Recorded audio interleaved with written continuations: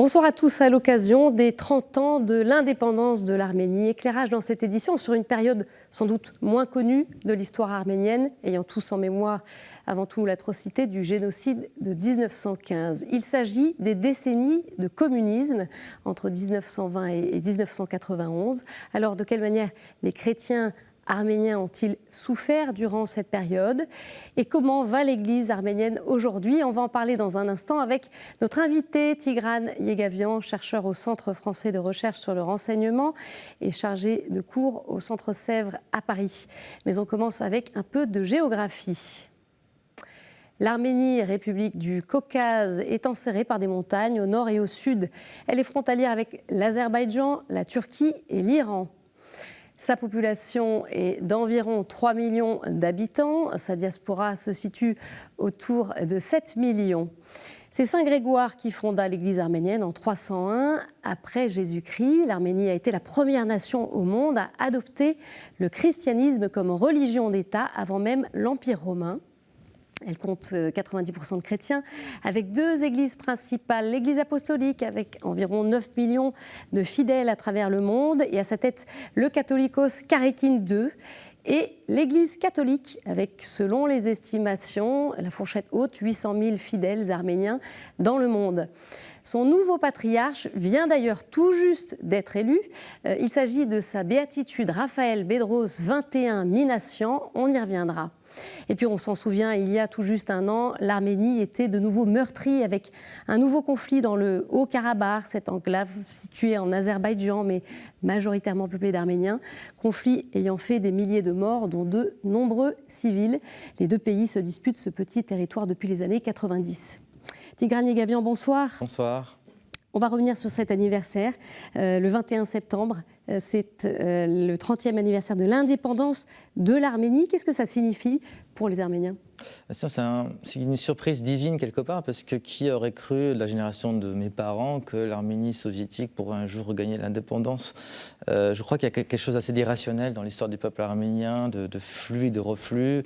À plusieurs reprises, ce peuple a manqué de mourir. On parle du génocide, mais pas uniquement. Bien sûr, la période bolchevique était très très violente. Et ce retour à l'indépendance, c'était un miracle, mais c'est un miracle qui n'est pas périn, puisque, comme on peut le constater, l'État arménien reste considérablement vulnérable par notamment sa position géopolitique, très très sensible. Et beaucoup aussi de pauvreté qui subsiste aujourd'hui. Qu'est-ce que vous pouvez nous dire là-dessus ? Un tiers des Arméniens vivent en dessous du seuil de pauvreté. L'Arménie paye son enclavement géopolitique. Le blocus énergétique que exerce la Turquie à l'ouest, qui refuse de reconnaître le génocide et qui considère cette petite Arménie survivante comme une sorte d'incongruité, et qui, à l'est, il y a l'Azerbaïdjan qui est aussi turcophone. Donc dans l'esprit des Arméniens, c'est la même chose, il n'y a pas de différence, alors que les Azerbaïdjanais sont majoritairement chiites. Et de fait est que l'Azerbaïdjan aussi mène une lutte à mort contre ce qui reste d'Arméniens dans l'enclave du Haut-Karabakh. Un pays qui a souffert. Alors, on va revenir sur cette période très spécifique des décennies de communisme, chape de plomb sur l'Arménie pendant 70 ans, avec des années particulièrement difficiles à partir de 1935, comme on va l'entendre dans cet extrait documentaire. On en parle juste après. Juste après le génocide, il a passé à peine 20 ans. On a commencé les grands terrors 1935, 36, 37, 38 jusqu'au 1949. Donc plus que 3000 prêtres ecclésiastiques, ont été massacrés, ont été arrêtés, ont été exilés en Sibérie. Ce n'était pas un génocide dans le sens où on avait l'intention de tuer toute une nation, non. C'était un génocide spirituel, pour éliminer l'Église, pour éliminer la foi du Christ. Et là aussi, nous avons une autre sorte de fidélité. Voilà un extrait du documentaire Arménie, l'invaincu, à voir ces jours-ci sur notre antenne. Tigran Yegavian, il s'agit d'un génocide spirituel qui s'est vécu durant ces années-là ? On peut dire que ce n'est pas une expression exagérée, parce que l'Arménie, qui se considère, je reprends l'expression de l'historien Jean-Pierre May, une église-nation, l'Église avait un rôle primordial en tant que relais d'un État qui n'existait pas, comme institution nationale, l'Arménie, c'est aussi une église crucifiée. C'est vraiment une église martyre qui a donc souffert du génocide de 1915, mais aussi qui, à partir de la soviétisation du pays qui se fait aux alentours de 1920-1921, il y a une première phase de purge où effectivement tout est mis en place par le nouveau pouvoir soviétique bolchevique, dont la plupart des dirigeants sont issus du séminaire, qui ont été formés donc, par l'église arménienne. C'est des anciens élèves du séminaire de Etchmiadzin, qui formaient les élites de l'époque, qui vont pratiquer une politique d'athéisme actif. On va essayer de créer une fausse église, une église du peuple, une église libre, entre guillemets. Tout est fait pour humilier, pour désacraliser, pour souiller donc, le clergé. Et la pratique, à l'époque, elle était assez massive, bien sûr, parce que l'église a joué un rôle très important aussi dans la première phase, c'était la première période de la République arménienne indépendante entre 1918 et 1920. Et donc, il y a eu quand même tout un effort de reconstruction, notamment les écoles, la culture, l'éducation, etc. Et donc, ce qu'on peut observer dans les années 20, c'est qu'il y a une politique assez massive de déchristianisation du pays, mais le point culminant, comme le rappelle l'éminent Père Chahé, c'est les purges staliniennes. À l'époque, vous avez le commissaire politique spécial chargé de la Transcaucasie qui s'appelle Beria, un nom de sinistre mémoire, qui était l'homme de confiance de Staline, et qui va lui-même jouer un rôle très, très actif. Et donc, on retient à peu près plusieurs milliers de martyrs, sans parler des centaines de milliers d'arrestations. L'Église arménienne est décimée à plus de 90%. Je veux dire, dans les début des années 40, il restait plus qu'une dizaine de clercs dans tout le territoire. Et donc, on observe aussi un moment à peu près charnière, c'est la Seconde Guerre mondiale. Pourquoi ? Parce que l'Union soviétique, à l'époque, donc, elle subit une immense guerre à ses frontières, donc, menée par l'Allemagne nazie. Donc, tous les peuples soviétiques, on ne parle pas que des Russes, mais les Ukrainiens, les Arméniens et les Géorgiens participent massivement à la défense de la patrie soviétique. Et donc le pouvoir central accorde certaines libertés, entre guillemets, à l'Église arménienne. Pour quelle raison ? En échange de sa loyauté, de sa fidélité, mais aussi pour canaliser des soutiens de la diaspora. Parce que vous avez une très importante déjà diaspora arménienne. Et petit à petit, le pouvoir soviétique réexamine sa relation avec l'Église et la voit comme une courroie de transmission de son influence. Parce que vous allez avoir la période de la guerre froide, où donc les diocèses des églises arméniennes apostoliques en Amérique du Nord, en Europe, au Moyen-Orient, font l'objet au fait d'un conflit, d'un enjeu de captation, si vous voulez, des fidèles, puisque vous avez aussi, de la part de la diaspora arménienne, une loyauté vis-à-vis de l'Arménie soviétique, bien que soviétique, ça reste l'Arménie. Et donc l'Église va être instrumentalisée à ce dessein, et vous allez avoir des épisodes très tragiques, par exemple aux États-Unis, où l'archevêque de New York est assassiné par un militant nationaliste arménien qui lui reproche son engagement pro-Arménie soviétique. Au Liban, il y a en 1957-58 des affrontements fratricides entre des Arméniens pro-Arménie soviétique et Arméniens nationalistes sous fond d'élection du catholicos de Cilicie. Donc, parce que vous avez dans l'Église arménienne deux têtes, le catholicos de tous les Arméniens, primauté d'honneur, qui réside au Saint-Siège d'Etchmiadzin, et le catholicos de la grande maison de Cilicie qui siège au Liban. Qui est à Beyrouth. Donc beaucoup de souffrances. Finalement, combien de victimes à travers ces décennies ? Moi, je dirais plusieurs dizaines de milliers déjà de martyrs de la foi, donc qui ont été soit exilés dans les goulags, soit... Et vous avez un martyr par excellence, c'est le catholicos Roren, donc, qui a été assassiné vraisemblablement dans son sommeil en 1938, officiellement mort d'une crise cardiaque, et qui reste connu dans les annales comme le catholicos martyr de l'Église arménienne apostolique, 1938. On en vient à... Voilà ce qui se passe plus récemment, donc l'indépendance. C'est une église qui est quasiment à terre. À ce moment-là, vous nous dites 90% de l'église. Non, on ne peut pas dire ça, parce que à partir des années 50, 56, jusque dans les années 80, 90, vous avez donc le pontificat de Vascan Ier, qui est une éminence, si vous voulez, apostolique, voilà. Bien entendu, qui est un personnage vraiment chéri par la nation arménienne, très très populaire, qui a participé à l'effort de réhabilitation, de reconstruction, bien entendu, avec les marges de manœuvre qui étaient les siennes. Donc il a réussi avec sa diplomatie, son intelligence, à faire en sorte quand même qu'il y ait une liberté de culte plus ou moins contrôlée à Erevan. Dans les provinces, c'était plus compliqué. Mais c'est lui aussi qui a accompagné la transition, donc le dégel, vers l'indépendance. Donc ça reste une figure, une icône sacrée, une vache sacrée en Arménie, le catholicos Vascan, qui est décédé en 1994. D'accord. On va revenir à la période de l'après-indépendance. Qu'est-ce que vous pouvez nous dire sur l'Église ? Comment est-ce qu'elle se porte ? disons que c'est une église qui revient de très loin, c'est une église miraculée, encore une fois, qui a frôlé la mort à 2 reprises, hein, qui porte vraiment la croix. On peut dire qu'il y a 2 choses. Il y a l'église en Arménie et l'église en diaspora. Et c'est 2 grilles de lecture, 2 situations quand même qu'il faut bien partager. En Arménie, grâce donc à l'impulsion du catholicos Vasken Ier, mais surtout son successeur, Karékine Ier, qui a œuvré beaucoup aussi pour le rapprochement avec l'église catholique, avec Jean-Paul II. Il y a eu un effort de reconstruction à travers les séminaires, le séminaire d'Etchmiadzin, de Sevan, et aussi de la pastorale. Et l'Église a accompagné, si vous voulez, le combat du peuple arménien pour la libération de ces terres au Karabakh. Il y a eu aussi un engagement très, très concret, puisque vous avez aussi beaucoup de monastères, beaucoup de prêtres arméniens qui ont été aux côtés des combattants. L'ancien primat aussi du Karabakh, du diocèse du Karabakh, a joué un rôle très notable, Monseigneur Barkev. Et puis, bon, il y a aussi cet effort de lutter contre les séquelles laissées par l'athéisme soviétique, l'athéisme militant. Ça passe aussi par la catéchèse, la pastorale. Par exemple, le catéchisme, officiellement, c'est une matière enseignée dans les écoles. On appelle ça officiellement l'histoire de l'Église apostolique arménienne. La Constitution de la République d'Arménie accorde un statut particulier à l'Église arménienne. Alors, officiellement, il y a une séparation entre l'Église et l'État, mais ce statut particulier, si vous voulez, c'est un rappel de l'héritage historique, du poids de l'héritage de cette Église nationale qui a joué un rôle primordial dans l'existence même de ce peuple. Vous parlez d'une séparation, mais dans les faits, qu'est-ce qui se passe?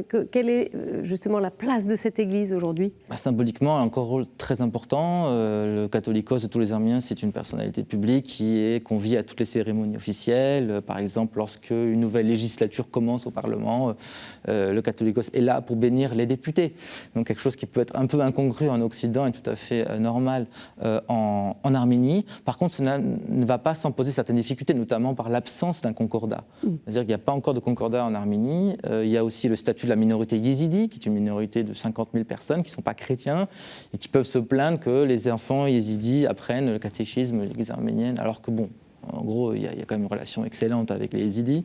L'Église arménienne affronte plusieurs défis, notamment le défi donc de la crise sociale, puisque l'Arménie s'est vidée quand même d'1/3 de sa population depuis l'indépendance, ce qui est considérable.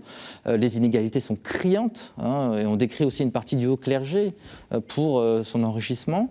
Et parle de corruption. Oui. Corruption aussi du catholicos Karékine II, ça c'est avéré, ça? Oui, enfin surtout il est décrié pour sa gestion népotique des affaires courantes. Bon, il y a eu pas mal de scandales liés aux Panama Papers notamment. Mais toujours est-il que c'est un catholicos bâtisseur. C'est-à-dire que ce n'est pas un spirituel, c'est un administrateur qui a énormément construit. L'Arménie donc dispose aussi d'une chaîne de télévision qui fait la pastorale, c'est Shorogat, il y a une radio chrétienne. Donc c'est quelqu'un qui a beaucoup modernisé et qui peut, à certains égards, traiter son église comme une multinationale, puisque vous avez quand même une église monde, l'église arménienne monde, ce qui n'est pas sans causer certaines difficultés en termes de mentalité, en termes de décalage entre la représentation qu'on peut avoir du réel et du spirituel en diaspora, avec un clergé qui historiquement est quand même de culture arméno-occidentale, ottomane, et un nouveau clergé formé en Arménie post-soviétique qui voit les choses différemment. Ça traduit, si vous voulez, la complexité géopolitique, la fragmentation de ce peuple arménien qui est un peuple monde finalement, avec ces 2 pans, la République d'Arménie et le Karabakh, et puis cette diaspora qui essaime aux 4 coins du monde. Et ce peuple monde très attaché à sa culture. Il y a 2 têtes pour ces 2 églises, chacune a un catholicos, on a parlé de Karékine II. Alors pour l'église catholique, je le disais, le tout nouveau catholicos vient d'être élu. Patriarche. Catholicos patriarche de Sicile, des Arméniens. Cela s'est passé à Rome et il s'agit donc de sa béatitude, Raphaël Bedros, 21 nominations. Qu'est-ce que vous pouvez nous dire sur lui alors? Alors déjà que ce n'est pas une élection qui a été évidente, parce que c'était au terme d'un vrai marathon qu'il a été élu par le synode des évêques arméniens catholiques qui est au nombre de 14. Donc il appartient à la génération il est né dans les années 40, donc il a connu, si vous voulez, l'Arménie soviétique, mais lui surtout c'est un enfant de la diaspora. Il est né au Liban, donc il a ce logiciel arméno-occidental, mais si vous voulez, sa force, c'est que son parcours épouse, si vous voulez, les pérégrinations du peuple arménien, parce qu'il a été quand même assez longtemps aux États-Unis, il connaît bien l'Europe occidentale, parce que comme tous les bons arméniens catholiques, il a été formé à Rome, au collège arménien catholique pontifical de Rome, et surtout, il a été pendant plus de 10 ans l'évêque des Arméniens catholiques du Caucase, parce que vous n'êtes pas sans savoir qu'en Arménie, il y a aussi une petite communauté arménienne catholique qui est essentiellement focalisée dans le nord du pays, dans la ville de Gyumri, plus les Arméniens catholiques de Géorgie, et on découvre avec justement la chute de l'URSS qu'il y avait des communautés arméniennes catholiques dispersées dans tout l'espace soviétique, d'où ce chiffre, cette estimation à la fourchette de 800 000. Donc moi j'ai à cœur, je veux croire que ça sera le patriarche qui va rapprocher les Arméniens catholiques avec l'Arménie, où quand même il y a quand même un certain déphasage culturel. Il va faire un peu le trait d'union entre le monde arménien de la diaspora et le monde arménien d'Arménie. Et quel lien entre ces deux églises alors ? Ce sont des liens de confiance, d'amitié, de respect réciproque, mais ce n'était pas évident. Parce que, comme vous le savez, peut-être, le clergé, en tout cas arménien apostolique, c'est le clergé qui a été martyrisé par le pouvoir soviétique, mais aussi qui garde un souvenir douloureux de l'uniatisme, qui perçoit encore comme une menace les missionnaires occidentaux, protestants, les sectes, témoins de Jéhovah, mormons qui pullulent en Arménie. Donc il y a toujours, si vous voulez, ce sentiment d'assiéger, d'être assiégé, mais il faut aussi reconnaître que beaucoup a été fait pour rétablir une véritable confiance sous le pontificat de Jean-Paul II, avec bien entendu le rôle du catholicos l'Ancien, qui est Ier, qui est un homme de grande culture, de grande foi, qui a permis de dissiper beaucoup de malentendus entre l'Église catholique, une Église sœur, et l'Église arménienne apostolique, notamment des malentendus en termes de christologie. On définit les Arméniens comme miaphysites, alors que c'est inexact. Donc on communie dans la même Église. C'est-à-dire, les Arméniens apostoliques peuvent communier dans l'Église catholique et réciproquement, ce qui est quelque chose d'impensable dans le cas des orthodoxes chalcédoniens qui ont beaucoup de mal avec cette idée. Alors, on va voir quelques images d'un lieu, il y en a tellement des églises chez vous, mais d'un beau monastère de Khor-Virap. Dites-nous un petit peu qu'est-ce qu'il représente. Ce qu'il signifie, c'est la fosse profonde. Alors, pourquoi la fosse ? Parce que donc, c'est dans ce lieu, au pied du mont Ararat, ce magnifique monastère, qu'a été jeté l'apôtre, enfin le saint qui a évangélisé donc la nation arménienne, qui était non pas arménien, mais qui était parthe, donc un iranien, Saint Grégoire l'Illuminateur, est resté 13 ans au fond de cette fosse, jusqu'à ce que le roi Tiridate, qui donc a reçu cette révélation, que Grégoire devait guérir de ses maux. Et c'est ainsi qu'en 301, on retient cette date, que l'Arménie a reçu son baptême. En cela, elle n'est peut-être pas la première nation chrétienne, mais c'est le premier État chrétien au monde. Et pour les Arméniens, c'est une source de grande fierté, même si les Arméniens n'ont pas forcément la foi. Ils vénèrent leur Église, non en tant que refuge de l'identité nationale, mais aussi sanctuaire de la chrétienté. Sanctuaire de la chrétienté. Un tout dernier mot. Quel défi pour vous ?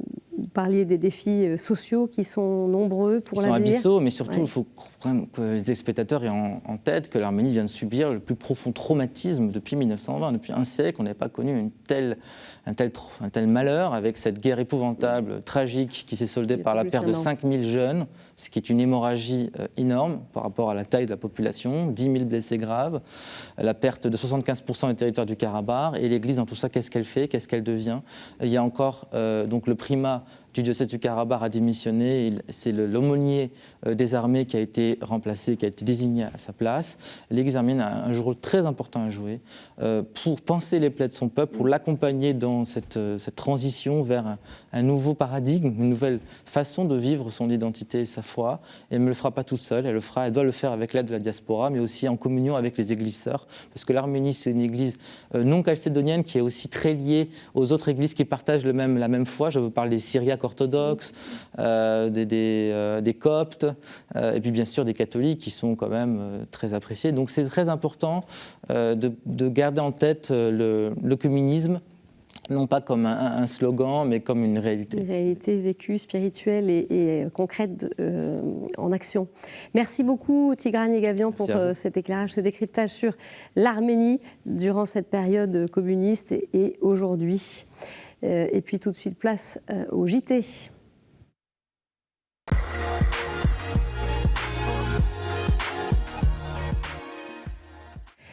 Le pape salue des familles chrétiennes afghanes ayant fui Kaboul. C'est une rencontre bouleversante que François a vécue le 22 septembre avant l'audience générale, celle avec 3 familles chrétiennes afghanes qui sont parvenues à fuir l'Afghanistan après la prise du pouvoir par les talibans au mois d'août. 14 personnes, hommes, femmes et enfants, ont été reçues par le Saint-Père et ont pu lui raconter la terreur qu'elles ont subie, des dénonciations, arrestations, mais aussi disparitions de chrétiens. Ces familles ont pu trouver refuge en Italie grâce à un réseau de solidarité coordonné par un écrivain afghan ayant fui Kaboul il y a plusieurs années.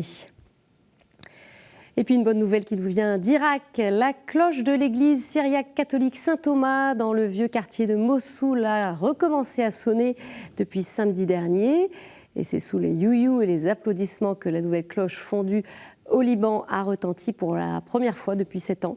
Cela marque une nouvelle étape symbolique dans la reconstruction de l'église Saint-Thomas qui avait été pillée et partiellement détruite par Daesh lors de la prise de la ville en 2014.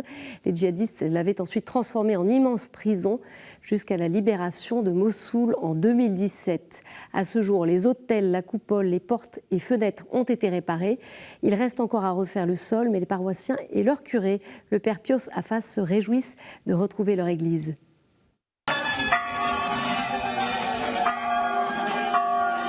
C'est vraiment une grande joie pour Mossoul qui a été vraiment redémolie et les chrétiens ont été absents pendant 7 ans. Alors c'est la première cloche qui sonne, qui donne l'espoir d'un retour d'abord des chrétiens et surtout d'une nouvelle restauration pour tout Mossoul. En Syrie, un nouvel archevêque grec, Melkite, nommé à Alep. Il s'agit de Monseigneur Georges Masri. Il a été élu par le synode des évêques de l'église patriarcale d'Antioche des Grecs, Melkite, le 17 septembre.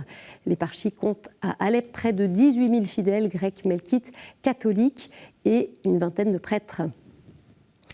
Le 26 septembre, le peuple mauricien fête les 180 ans de l'arrivée du père Laval sur l'île. Ce missionnaire spiritain, surnommé l'apôtre des Noirs, avait reçu la mission d'évangéliser les esclaves et les affranchis. Il fut au service des plus pauvres et de ceux qui étaient rejetés. Béatifié par Jean-Paul II en 1979, il reste aujourd'hui cher au cœur des insulaires et pas seulement des chrétiens, comme nous l'explique le père Bernard Him, spiritain à l'île Maurice et vice-postulateur de la cause de canonisation du père Laval. Si vous passez une demi-heure dans le caveau du Père Laval, vous aurez la possibilité de rencontrer des hindous, des chinois, des blancs, des créoles. Ils sont les uns à côté des autres en train de prier. Ils ont un dialogue avec le Père Laval et le voisin ne les dérange pas. Au Père Laval, j'allais dire, il y a une sorte d'unité depuis le jour même de son enterrement. Les Mauriciens ont compris que le Père Laval était quelqu'un qui portait leurs prières au Seigneur.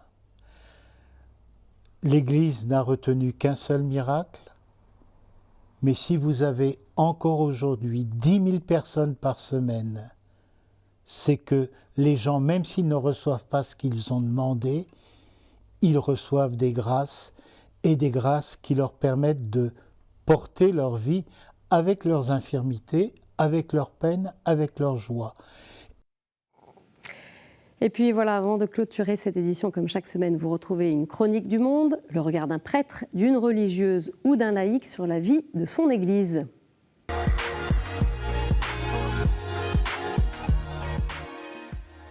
Et aujourd'hui, c'est Charles Berti, laïc catholique malaisien, qui nous parle depuis Kuala Lumpur des religions de son pays. Bonjour, ici nous sommes à Seremban, la capitale du département de Negeri Sembilan, sud de Kuala Lumpur, Malaisie. Bienvenue. Ce matin, je vais vous présenter un peu la réalité de diversité de religions en Malaisie. Ici, nous commençons par ce temple de Sri Bala Dandayudapani, construit au tournant du siècle 1895. Et on va aller visiter 4 autres maisons religieuses sur cette même rue principale, la Jalan Yam Tuan en Seremban. Ici, nous sommes devant le Masjid Jame, construit en 1925. Vous remarquez ici le minaret, c'est le style de pagoda. Ça, c'est assez remarquable, qui montre l'influence de la civilisation chinoise sur l'islam en Asie Sud-Est. Avec le Covid, tout est fermé. Sinon, c'est comme une petite chapelle oratoire taoïste chinoise. Il y a à côté un magasin qui montre tous les besoins pour la prière. C'est un temple taoïste chinoise qui s'appelle Lei Shingo, construit à peu près 100 ans. Vous voyez, l'architecture, c'est tellement différent. Sur la même rue se retrouve le Gurudwara. C'est le temple de la communauté sikh de l'Inde du Nord, daté de 1905. Nous terminons notre petite promenade ce matin devant la paroisse de la Visitation, construite par le prêtre de mission étranger de Paris, rue du Bac. La paroisse a commencé vers 1848 ici. Alors, quel est le message de ce matin? D'abord, l'Asie reste toujours un berceau de différentes religions. La diversité de cultures, de religions est une bonté, voulue par le bon Dieu. Et donc, évidemment, le chemin de mission, ça passe aussi par le chemin de dialogue et la fraternité. Il n'y a pas d'autre moyen de faire la mission dans le monde assis aujourd'hui ou dans le monde globalement, sauf en passant par le dialogue et la fraternité, construisons ensemble la confiance et la paix. Allez à la rencontre de la différence, vive la fraternité. Merci, au revoir. Voilà, c'est la fin de notre édition. Vous pouvez la retrouver sur notre site et nos réseaux sociaux. Je vous souhaite une très belle soirée, une très belle semaine. À jeudi. Au revoir.